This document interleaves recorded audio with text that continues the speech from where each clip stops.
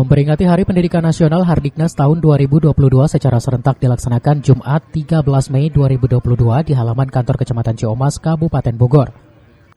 Dalam momen Hardiknas, jenjang pendidikan sangat penting bagi semua orang untuk meningkatkan indeks pembangunan manusia. Strata pendidikan wajib dari tingkat dasar hingga tingkat perkuliahan menjadi tolak ukur bagi kemajuan bangsa. Pasalnya dengan banyaknya lulusan di tingkat perkuliahan akan membuka lapangan pekerjaan secara mandiri.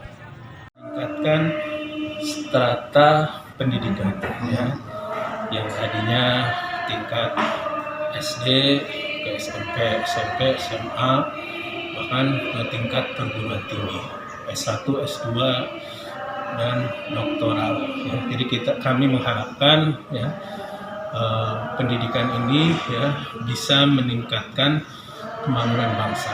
Karena salah satu tolak ukur kemajuan suatu bangsa ya, yaitu IPM, indikatornya adalah yang pertama pendidikan, ya, kemudian yang kedua kesehatan, dan yang ketiga peningkatan daya beli masyarakat.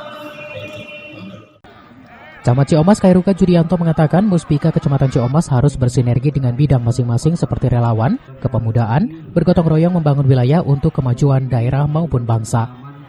Dari Ciomas, Kabupaten Bogor, Iman Abdurrahman melaporkan.